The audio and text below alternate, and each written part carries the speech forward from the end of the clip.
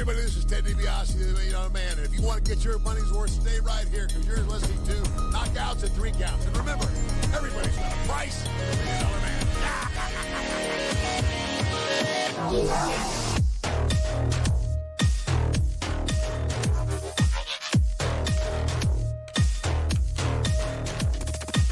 This is Don West here, and I'm telling you, Knockouts and 3 Counts is the podcast, baby!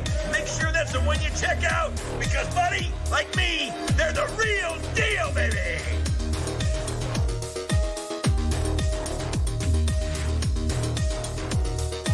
This is Jake the Snake Roberts, just letting you know, you need to listen to Knockouts and 3 Counts, or you'll see that damn snake again.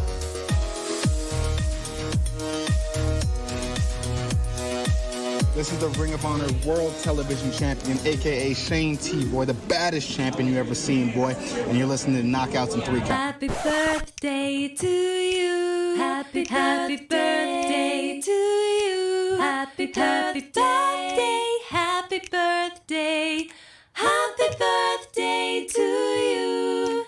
Happy birthday to you. Happy birthday to you. Happy birthday. Happy birthday. Happy birthday to you. Well, happy birthday, motherfucker. You missed a happy birthday song. And you're listening to Knockouts and 3 Counts. As you can tell by the intro music, it's our co-host Devin's birthday, so wish the sumbitch a happy birthday. Devin, go ahead, throw your social media out. I don't remember my social media because I'm old, but yeah, we know. I think I can muster it up, man. You can find me on Twitter at Devin63. That's DEVINTHE63. You can find me on Instagram at All Steak No Sizzle. That's one word. And yeah, I had a little technical issue with the relaunch of the podcast. So stay tuned for information on that. And make sure you guys are also following us on Facebook, and you're a member of the Reality Era News group where we talk wrestling. So I love how you just glossed over the fact that we just sang you happy birthday, you asshole. See, man, look, full disclosure, I didn't hear it. But thank you, guys. I really do appreciate it. Just so you know, Devin's not watching the live chat, but I am.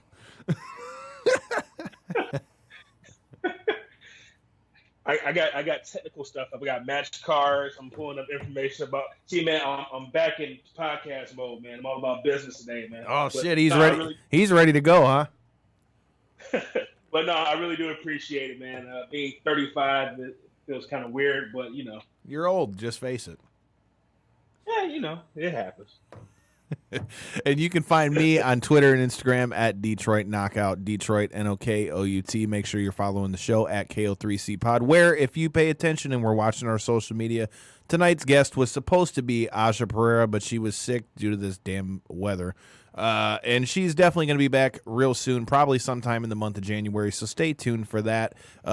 Also, make sure if you are checking this out in post, make sure you're following us on Facebook as well, Knockouts and 3 Counts Podcast, and on YouTube, Knockouts and 3 Counts. Subscribe to it. Do it. That's what happens when you spend a week in Detroit and then you go back to Atlanta. Get sick. Don't you dare blame it on Detroit, okay? Oh, I'm sorry. That's what happens when you're in Michigan and then you go back to Georgia. Get sick. She's technically in Florida right now, but who's counting? That's what happens when you are up north for a week and then you go down south. There you go. We're out to a fucking great start. With that being said, Devin, we just had a huge weekend in wrestling, man. You had Wrestle Kingdom 14 from the Tokyo Dome in Japan. You know, 2-night show. First time they've done a 2-night show. What are your thoughts overall on the show? And since I know you follow Japan a little bit more closely than I do, I'll let you quarterback it and let us know what we're going to cover first.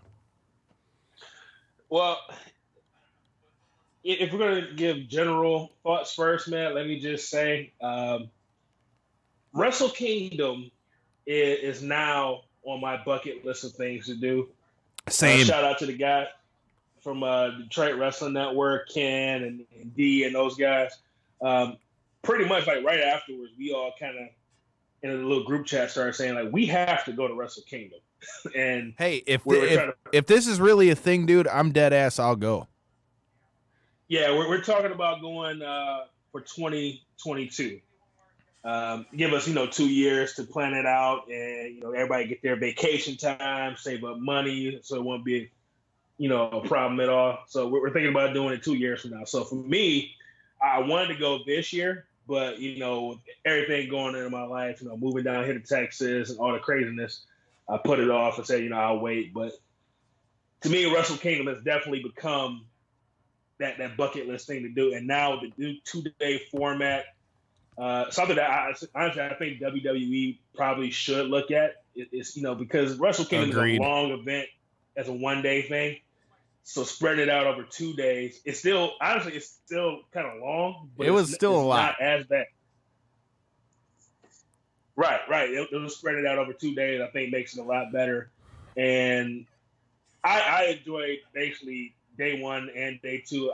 I'm actually watching New Year's Dash right now, so it's basically a 3-day event now. So I'm definitely looking forward to Wrestle Kingdom in the future, and because this year to me was a huge success. What was your overall thoughts? Well, first of all, let's talk about that. So it was over a 2-day period. There were many different ways you could watch it. You could watch it on Fight TV. You could watch it on a streaming service. You could watch it on New Japan World. First of all, how did you watch it? It's actually funny you say that. I had a little bit of a problem because I was going to go ahead and sign up for New Japan World. That's what I did. But I had a little bit of a problem, getting on there and signing up. So I ended up having to watch it on Fight TV over 2 days, 3 days now. So you paid the $50 for it, huh? Yeah, and I was trying to go ahead and sign up for New Japan World. I said, hell, it's $10 a month, right? That's what me and friend of the show Jerry Vagana did. So that's what I did for this one. Yeah, so I'm like, if it's $10 a month and I was paying $50 for this one event, I might as well put another $50 with that and get it for the rest of the year. But so I'm still going to sign up for New Japan World, but because I wanted to see it live, because I got off of work and basically rushed home, grabbed snacks and rushed home, started watching it. I just went on ahead and paid the $50 for Fight TV. Okay. Yeah, see, that's what was hard for me because, with my work schedule, man, it was hard to watch it. To be up to watch it as it happened because I had to work the next day. So I watched it kind of in chunks, really. I actually just finished the Naito Okada match while I was in the parking lot before we went on the air. So where do you want to start first? Are we starting at the beginning of night 1? Should we talk Liger first since he kind of kicked off the show? Well, I think I'm glad you said it. That's actually a really good place to start. This is a big celebration for one of the biggest stars in the history of Japan, Jyushin Thunder Liger. It basically took place over the 3-day week. Started off with day 1, and a lot of legends of Japan were in a match with Liger. Then night 2, he'll go up against some of the current talent. And night 3, basically his retirement ceremony and speech. So let's start off with your thoughts of Jyushin Thunder Liger and his career. For me, man, I've always been a fan of Liger. First time I saw Liger was in WCW. I would say had to have been 97, 98 maybe. Because he would come in and out of WCW, which is the first place I saw him. As a whole, man, it's kind of hard to really argue the impact that guy's had on the business. Because when you think about it, especially with it coming full circle with the fact that he got to compete in WWE, even if it being under the NXT banner, that's still WWE. So, I mean, he's literally wrestled everywhere there is to wrestle. Okay, and you listen, and even if you were to just look at social media and look at the outpouring of either guys that have worked with him or people that were impacted by his work, even clear down to in the first match, man, when the great Sasuke comes out with a mask that's got kind of like half of a Liger mask. Right. I mean, the guy's a legend.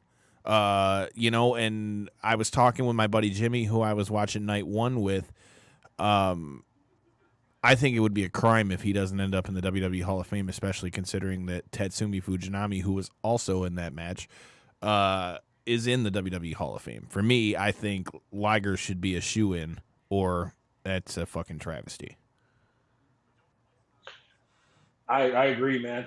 For me, it's kind of weird. Like I was a big fan of WCW kind of early on as a kid, but once kind of like the NWO version of WCW kind of started, I honestly wasn't watching a lot of WCW at that time.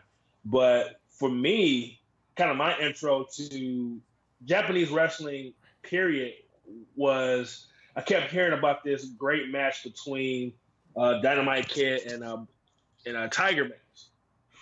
And I guess you could say I was kind of tape trading a little bit at the time. For all you young whippersnappers, it's being my 35th birthday. I'm showing my age right now.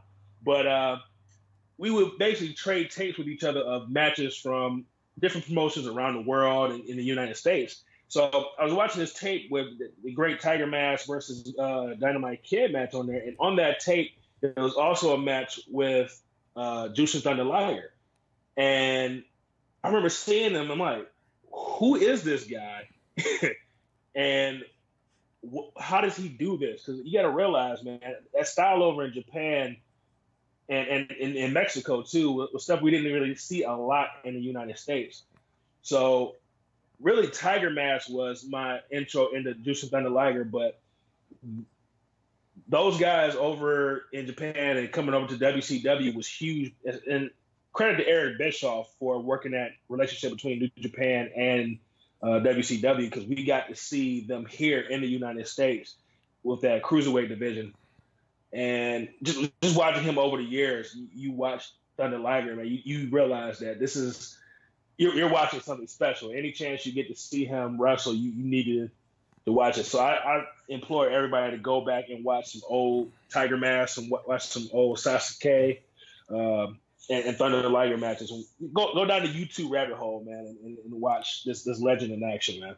Well, I think the big credit to Liger that isn't, talked about a lot is you mentioned in WCW that a lot of the, that was the place that a lot of people kind of first saw him, at least here in America.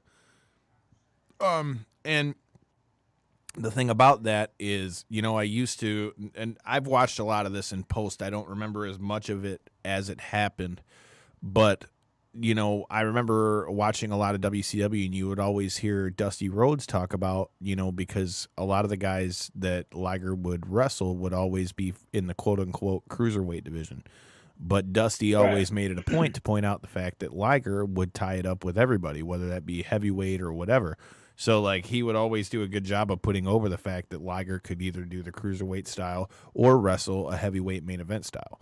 So, that guy's career is really unparalleled. And I think if you watch the two matches that happened at Wrestle Kingdom 14, it shows just how much of a pro Liger is in the fact that he wanted to go out on his shield. He didn't win either one of those matches, which the first one, I thought they were going to actually have him win that match and then probably lose the match the next night against Hiromu. And my drawing blank. Who's his partner? It was Hiromu match. And Dragon Lee. Dragon Lee. Or Ryu Lee, which is what they were calling him. He's not Dragon Lee anymore. He's Ryu Lee now. I don't know why, but that makes no sense. But okay.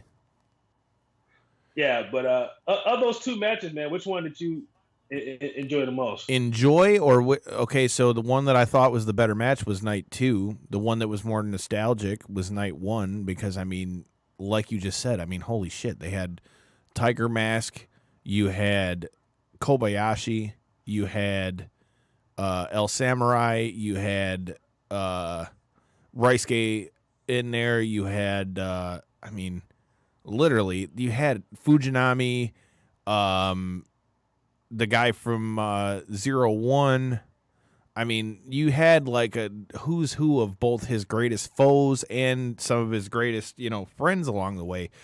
So for a nostalgia thing, I think night one's match was kind of one of those where you're like, holy shit. But as far as which two I think is the better match, I think night two. I don't think there's an argument there, really. Yeah. So, and here's where Devin kind of gets a little negative. Night one, yes, it was good to see all those legends in the ring, but I'm gonna be honest with you, man. That match is kind of hard to watch it at a few moments. Agreed. Because I'm sitting there like, man, I don't want to see any of these guys get hurt, man. Because someone was trying to play the hits, and I was a little worried, man. Dude, on a couple of those suicide dives, I cringed. Yeah. A couple of those suicide dives, I cringed. And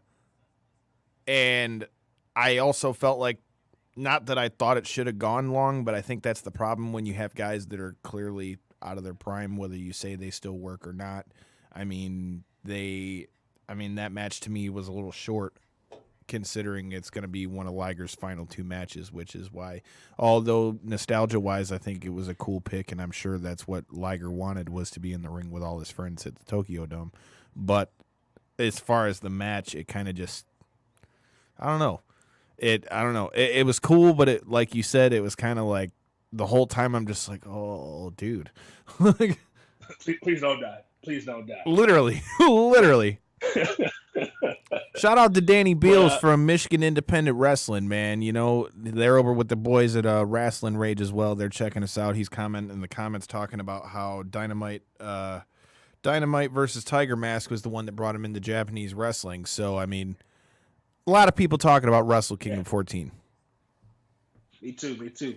Well, let's move into the card a little bit, man. To me, a match that I felt I was excited to going into it, I thought this match definitely lived up to it. Let's talk about the Texas Death Match, man, between that was great. Jon Moxley and the man that walked in with the championship, Mr. Lance Archer. That was great. I don't know about you, man. I've been a fan of Lance Archer for a while. I feel like Lance Archer, especially before when he was with Davey Boy, he had like this. Why did they split them? Because I don't get to watch Japan that much, so I didn't know that. I was kind of wondering what happened to cause that.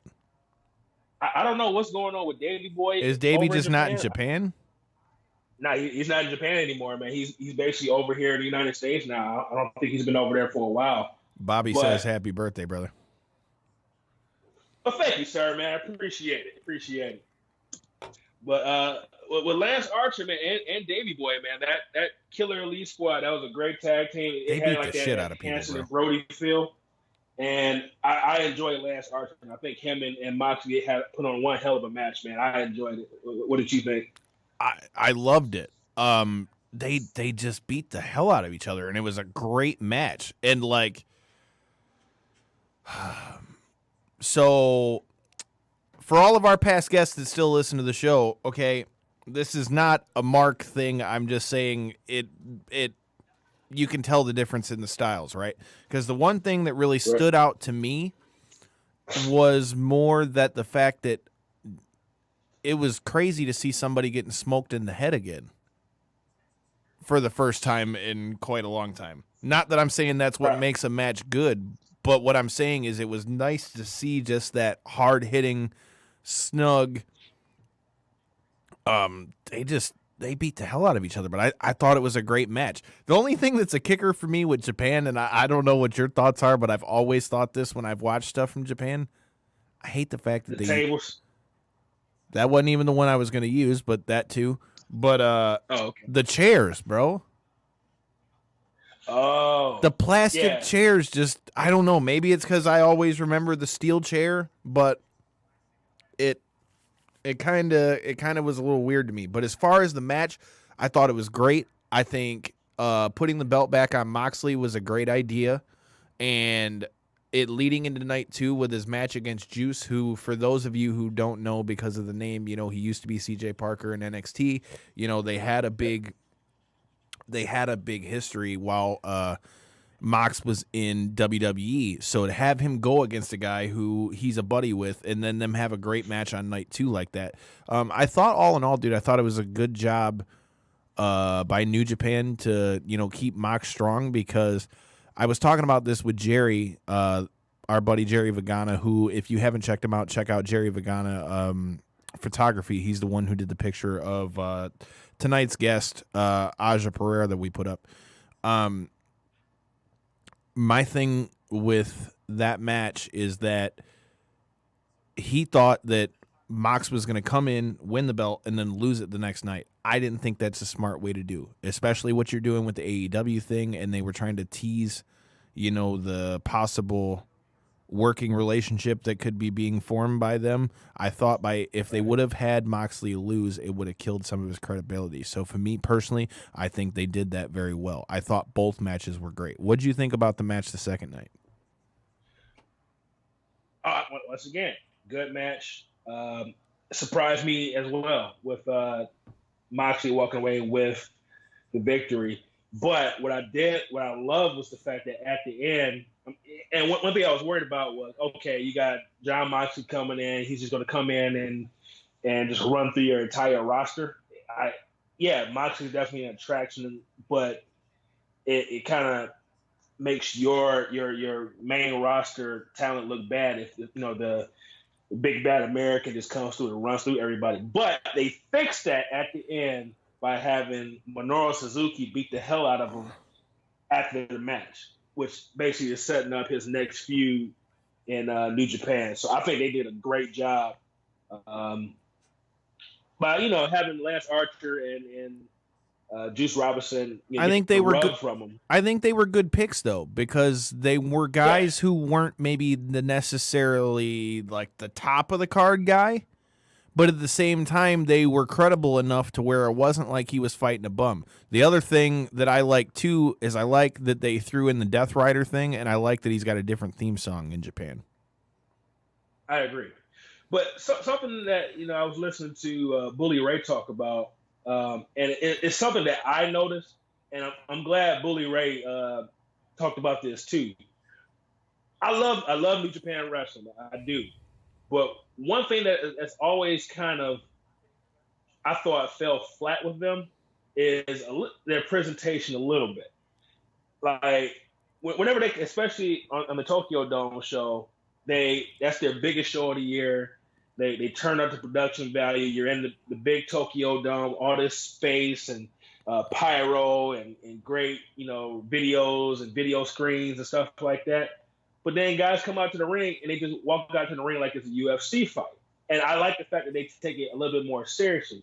But one thing that, Moxley and Juice Robinson and Lance Archer and these American guys bring to it is more of a presentation. Like Lance Archer's walking out there slapping young boys around. He literally cleared the whole ring out. Yeah. You got John Moxley coming from, the bullpen area, walking through the crowd.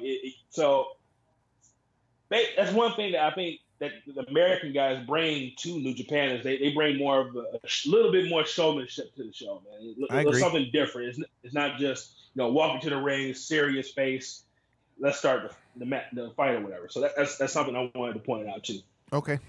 Definitely a good point. And Danny Beals lets us know that the reason why Davey Boy isn't around is because he wants to try his hand at MMA. Really? Which I would like to see. Oh, and I think, isn't he with MLW? He is. Him and Pillman are still left. Teddy Hart left, but him and Pillman are still there. He just faced Tom Lawler over there. Well, get that bell ready because I'll be seeing MLW this Saturday down here in Dallas. Is that 0 hour? I'm not sure. I just bought the tickets, man. I was ready to go. Well, you're going to catch a hell of a show. Definitely be on the move trying to get some shit done over there. Definitely. Now, to me, let's move ahead a little bit. Another match I was definitely looking forward to. My man Hiromu Takahashi going up against Will Ospreay for the IWGP Junior Heavyweight Championship, man. Definitely. What are gotta your talk thoughts about on this match? So, before I say anything, it was a great match. Not taking anything away from it. I believe I've said it multiple times here on the show. I mean, I'm a big fan of Will Ospreay. I really like Ospreay. Takahashi speaks for himself, and even to kind of go back a little bit to what we were talking about with Liger, I'm just so glad that you and I got to see him live at Ring of Honor a couple years ago. We saw Naito, Evil, all of them, all at the Royal Oak Music Theater. Yeah, that shit was pretty cool. As far as that match, I thought it was great, but, and this will be a perfect thing to get your thoughts on, my only downer of the match, although the athleticism in it is fucking amazing. Sometimes I hate when they do the spots where, like, there's so many flips that it almost seems choreographed. That would. Are you talking about the spot where he German suplexed him into a fucking backflip, into another backflip, and then flipped into the ring, and then did I don't know what you would call it, a sunset, not a sunset, but like a back suplex, spinny armbar flip thingy outside. Yeah, it was dope to watch, but it's still at the same time, it's like, man, like, come on, bro. Hey, man, don't take my flippy shit from me, dog. I love flippy shit. I do too. I'm not saying I didn't like it. I just like we talk about. Okay, and here's another, that brings up another great point. You know, you talked about what Bully Ray was talking about. Again, being someone that hasn't always gotten to watch as much Japanese stuff, the one thing I really did like with both nights is I liked the fact that there wasn't so much flippy stuff that it made you think of it as a wrestling match, but it looked like they were actually trying to damage their opponent. You're trying to damage your opponent and you're trying to win the match. That was something I noticed in a lot of the matches that you don't see as much maybe in America. So, like, that was a definite positive to it. But in this match, I always say that when it comes to stuff like that. That's not taking anything away from the fact that it was absolutely awesome to watch. I just sometimes wish that there might be a better way to maybe throw in more fighting into it, I guess. Because I just want to make it, I want it to look. Sounds like you're trying to take away my flippy shit. I just want the flippy shit to make sense. I don't care, man. It's flippy shit for me. but before we jump to the next match, let me just say, man, I'm glad to see Hiromu Takahashi back, man. And the cat is still there. What's that? The cat's still with him, too. Definitely. But yeah, I don't know if everybody's seen the injury that he suffered, man, in his match with Dragon Lee. I think it was 2018, wasn't it? I think so. And ironically, that was his partner on night 2. Right. And I went back and watched that injury, man, because I knew it was bad, but I forgot exactly how it happened, man. And, you know, watching that, the way that guy landed on his neck, man, and for him to finish that match and, you know, take the time off and come back and be the champion once again, man. Shout out to him for his comeback, man. I have nothing ill will to say. Takahashi is great. And seeing him live, you go ahead and ring the bell. I definite fan of his work. Like I said, I think he had good showings both on night 1 and night 2. I mean, you got to finish off Liger in his final match. I mean, that's a hell of a accomplishment. So, quick production question about how much time left we got on the show. Randy, where are we at?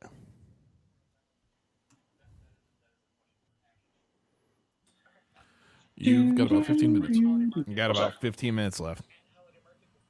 15? All right, that's what I thought. So we'll lump these last 2 matches. Let's hit the greatest hits, bro. Yeah.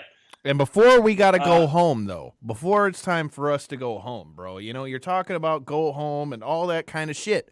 If you're looking for a home, Stransky and Company is the way to go.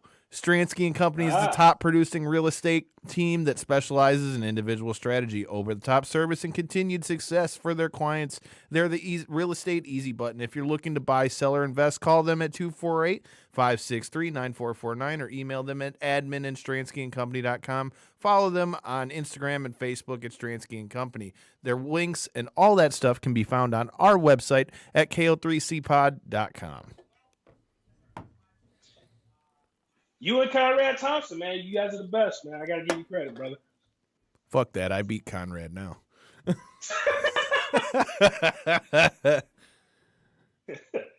All right, so I'm gonna lump the Intercontinental and the IWGP Championship matches together. But before we do that, we got to talk about what I think is one of the biggest things that come out of this whole weekend is the Tanahashi and Chris Jericho match, where Chris Jericho. Good. I'm glad we're touching that one. Was that? I said good. I'm glad that's the other one we were going to talk about. It's like we'd be remiss not to talk about that one. Right. Well, if Tanahashi won, then Chris Jericho will get a title match for the AEW Championship. Tanahashi did not win, but I think the bigger news is what happened afterwards in the press conference, where basically, to me, Chris Jericho might be the MVP of professional wrestling right now, man. He's the champion of AEW. He's killing it there. He comes over to Japan for Wrestle Kingdom, and he has a great match. But I think the bigger thing is at that press conference, he's basically trying to, bring the two companies together, New Japan and AEW. There's a lot of bad blood right now because of all the guys from the Elite and the Bullet Club leaving and starting their own company with New Japan. And New Japan has a little bit of a bad taste in their mouth because of that. But Chris Jericho, he sees all the money that could be made with AEW and New Japan working together, back and forth. And he's trying to be that guy that bridges them together and brings those two companies together, man. So shout out to Chris Jericho for being an MVP on that, man. So what are your thoughts on the match and Chris Jericho trying to be the peacemaker? I think instead of the painmaker. I think that it's a great move to try to connect New Japan and AEW, especially if you look at it in the sense of look what New Japan and Ring of Honor were able to do this past year at WrestleMania with the Madison Square Garden show. Imagine what they would be able to do if they were able to get one of the major ones like AEW behind them. I think that could be a very good collaboration. Plus, you'd see a bunch of dope-ass matches. As far as the match, I think it was a great match. Jericho had a little bit of the dad bod was showing, but fuck it. It was, dude, the match itself, though, proves why Jericho is as great as everybody says he is. Here's why. Because you go into the match and you hype up the fact that if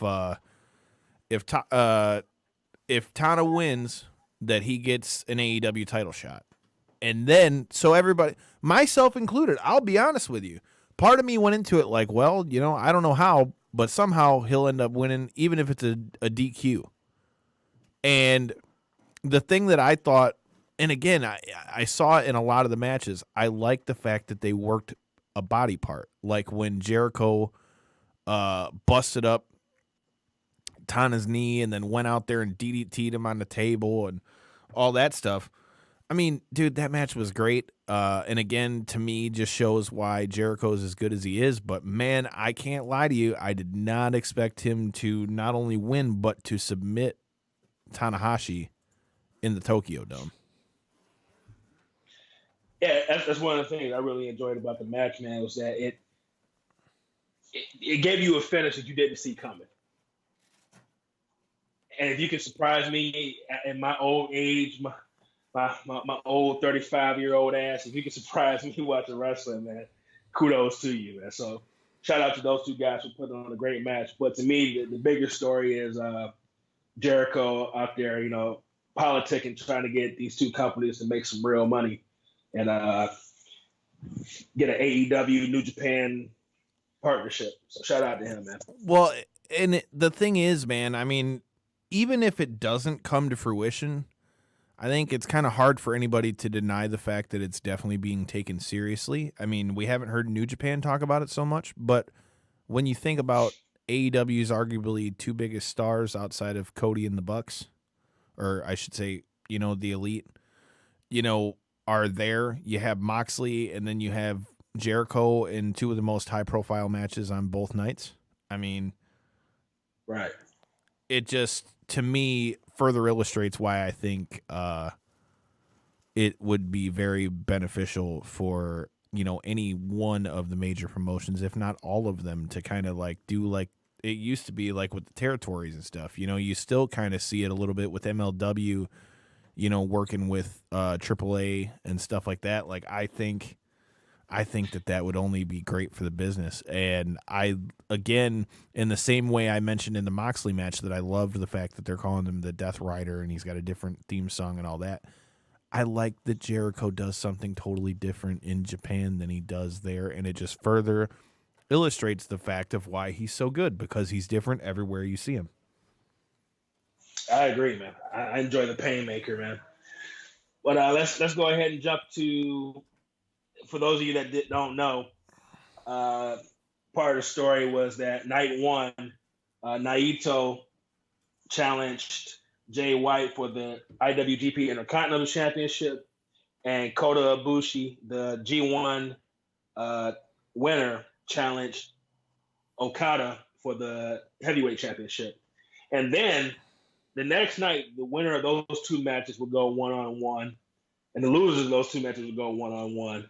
And to me, man, those were four of the best matches of the weekend, and four of the best matches I've seen. Well, it's a new year, but over the past year, those are four of the best matches that I've seen. Dude, I was talking about it today.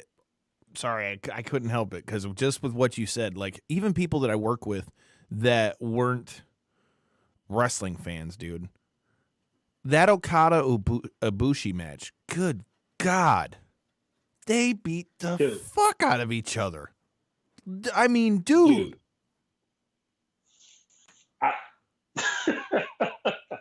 The tombstone on the apron. There was a couple of things that made me very, very uncomfortable. There were a couple suplexes that made me want to, oh, God. There was one in the Jay White match that made me cringe. And once again, man, you were talking in the Jay White Naito match. You were talking about working a body part, man. I think there's something, and Bully Ray kind of talked about this too. And I thought this going in, and hear Bully talk about it. He's actually been around Naito a few times. Actually, he wrestled Naito his first time. I was listening to that on the way here. At Wrestle Kingdom. But basically, what he's saying is that something's up with Naito, man, as far as like health wise, and like his knee. I think something's up with his knee for real.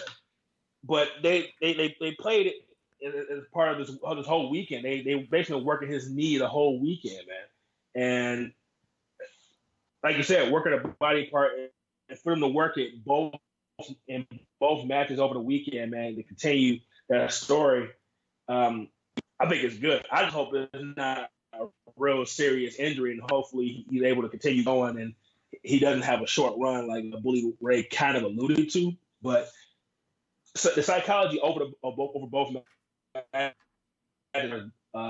Naito's knee was, to me, great storytelling.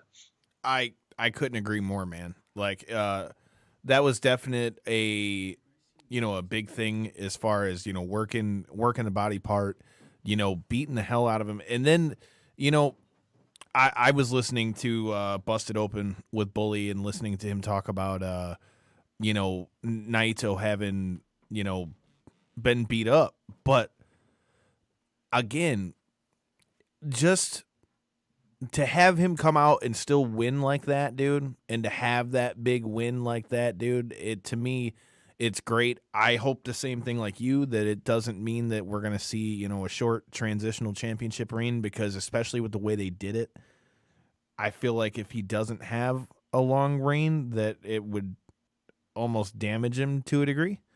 But as far as his 2 matches, over the 2 days, man, I mean, him and Okada for that matter. I mean, Definitely. dude, they both just great matches. Like I said, I just hope that it's not a short title reign. I think it's well deserved that Naito won the title. That being said, where do you see Okada going from here?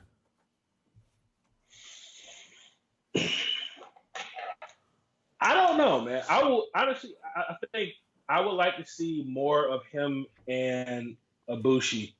I would love that. That was amazing. One thing that I got to give Ibushi credit for, man, is that he turned up his aggression. He was stomping Okada's shit out in the match in night 1, man. Like, I don't know about you, and I don't know if it hit you the same way, but bro, when I was sitting there, I'm just like, oh my God, like, dude, he is laying it in right now. Like, there was a couple of times where like he was just in the zone, man. It's like, I think he really wants to kill this man. I'm like, dog, you'd have thought he stole his lunch money, robbed his house. Like, dog, he had him on the ground and was stomping this dude out. It was a couple times with a referee, and shout out to my man Red Shoes, man. The referee had to jump in and tell him, like, hey, man, what are you doing? You can't punch him with a closed fist. And he hit him. I mean, he was laying that shit in. And for everybody that thinks Okada's such a pretty boy, I mean, I think it did a good job of illustrating that Okada is tough as well. Although, I still stick by what I said. I could watch Okada matches all day, but I still hate the Rainmaker.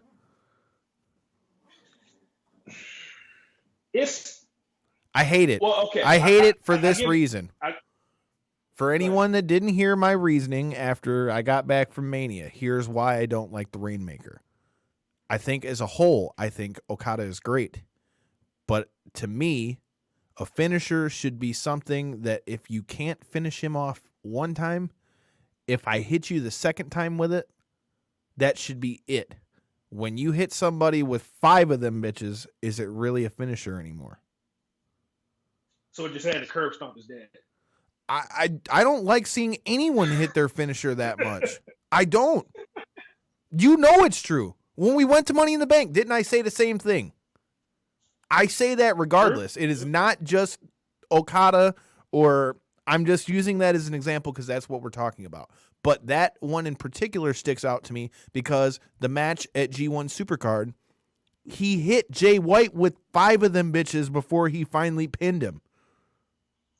And they were in succession. So I'm like, if you just hit him with 5 of your finisher in succession, and it took 5 of them, is it a finisher?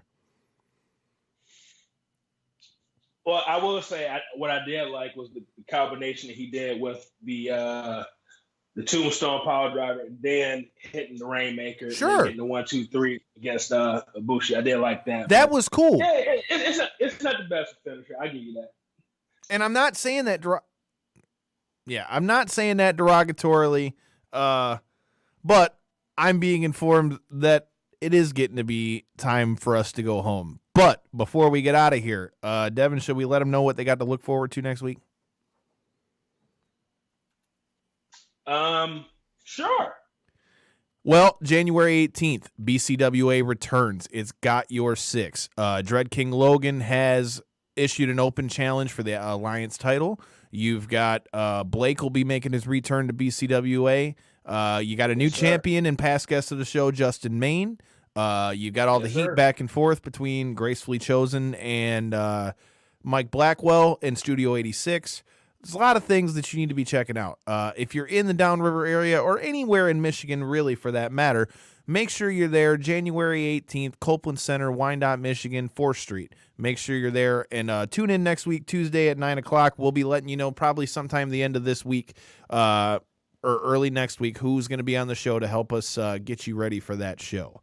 With that being said, man, there was a lot of I don't even know what to say, man. Wrestle Kingdom, it definitely made me want to see more New Japan. I'm interested to see where we go out of here. And we've got, like I said, BCWA is going to be next week. You got we got people from Lights Out coming on in a couple weeks to help promote Lights Out 8. That's going to be February 8th, Deltaplex Arena, Grand Rapids, Michigan. We got all kinds of stuff. So make sure you're paying attention to all of our social medias at KO3C Pod on Twitter and Instagram, Knockouts and 3 Counts on Knockouts and 3 Counts podcast on Facebook. And all of our personal social medias. Mine's at Detroit Knockout. Devin, go ahead, throw your stuff out. Anything else you're looking forward to bringing them this month? Quick question. Were you about to say Patreon? No, I wasn't. I just I totally fucked my words up for a minute. Matt, but you can follow me on Twitter at Devin63. That's DEVINTAE63. You can follow me on Instagram at All Steak No Sizzle. That's one word. I apologize for the non-relaunch of the show. It had a little technical problem, which I'm working through right now. Make sure you join the Facebook page of Knockouts and 3 Counts and the Reality Era News group on Facebook as well. Hell, it's my birthday. If you want to, I'm against this, but I'm going to do it anyway. If you want to cash at me. Oh, my God, dog. You can go ahead and do that. You bastard, dude. 63. You bastard. Oh, man. Hey, man, I like steak dinners for my birthday. I'll take a little cash for it. So go ahead and hit that $ Devin63. But thank you all for all the birthday love that I got from everybody that's watching. You guys in the studio, man, appreciate it. You better go back and watch the happy birthday song, damn it. We did that on purpose. I'm gonna go back and watch, man. But being away from home for my birthday, man, was a little bit weird. Plus, I got to go to work in a little bit. So I won't really be celebrating till this weekend, but appreciate you guys, man. Hey, man, we appreciate you, too. Make sure you're checking us out next Tuesday. Shout out to Stransky and Company. With that being said, that's all for us. Peace. Our intro music is More, More, More by Punch Deck.